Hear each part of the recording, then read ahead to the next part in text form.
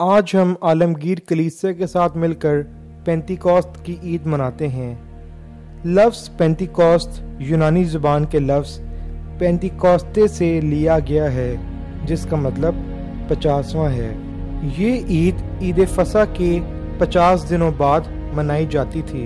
اس عید کے موقع پر 2 روٹیاں، 7 بے عیب یک سالہ برے، 1 بچڑا اور 1 مینڈا خداوند کے واسطے قربان کیا جاتا تھا، اور 1 بکرا خطا کی قربانی کے لیے اور 2 بڑے سلامتی کی قربانی کے لیے خداوند کے حضور گزرانے جاتے تھے۔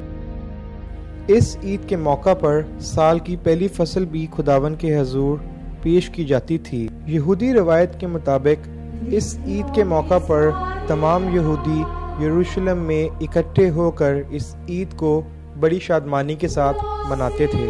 یسوع مسیح آسمان پر اٹھائے جانے سے پہلے اپنے تمام شاگردوں کو یہ کہہ کر جاتے ہیں کہ وہ روح القدس کے آنے کا انتظار کریں، اور اس دورانیے میں نہ وہ تبلیغ کریں اور نہ ہی یروشلم چھوڑیں۔ یسوع کے آسمان پر اٹھائے جانے کے 10 دن بعد روح القدس کا نزول ہوتا ہے۔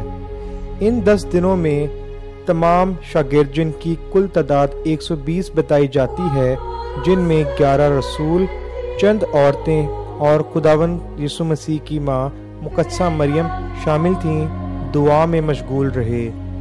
اس دورانیے میں مقدس پطرس نے تمام شاگردوں کی قیادت کی اور مقدس متیاس کو 12ویں رسول کے طور پر چن لیا گیا۔ یہ تصویر جو بھی آپ اپنی سکرینز پر دیکھ سکتے ہیں، یہ وہ جگہ مانی جاتی ہے جہاں سے روح القدس رسولوں پر نازل ہوتا ہے، اور اب جو آپ تصویر دیکھ سکتے ہیں، یہ وہ جگہ ہے جہاں پر تمام شاگرد 10 دنوں کے لیے رہے۔ روح القدس کے نزول کے بعد مقدس پطرس اپنا پہلا پیغام لوگوں کو سناتے ہیں۔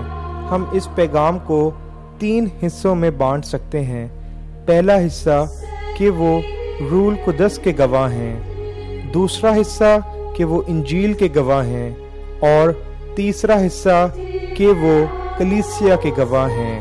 پاکماں کیتھولک کلیسیا ہمیں روح القدس کے 7 تحائف سے روشناس کرتی ہے، جو کہ حکمت، سمجھ، صلاح، مضبوطی، علم، دیانتداری اور خدا کا خوف ہے۔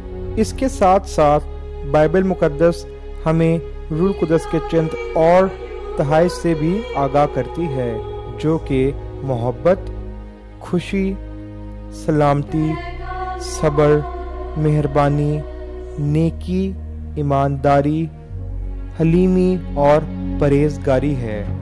پاپا اعظم فرانسس 2014 میں پینتیکوست کی اپنی ہوملی میں کچھ یوں فرماتے ہیں: روح القدس ہمیں وہ سب کچھ یاد دلاتا ہے جو کچھ یسوع نے کہا۔ وہ کلیسیا کا جیتا جاگتا ثبوت ہے۔ روح القدس نہ صرف ہمیں یسوع کی کہی ہوئی باتیں یاد دلاتا ہے، بلکہ ہمیں وہ سب باتیں سمجھاتا بھی ہے۔ کیٹیکزم آف دا کیتھولک چرچ 732 میں بھی کچھ یوں مرقوم ہے کہ اس دن پاک تثلیث کا بھید مکمل طور پر واضح ہو جاتا ہے۔ پینتیکوست کا دن پاکماں کیتھولک کلیسیا کا جنم دن بھی ہے۔ Good news Catholic T V کی جانب سے آپ تمام مومنین کو پاکماں کیتھولک کلیسیا کا جنم دن بہت بہت مبارک ہو۔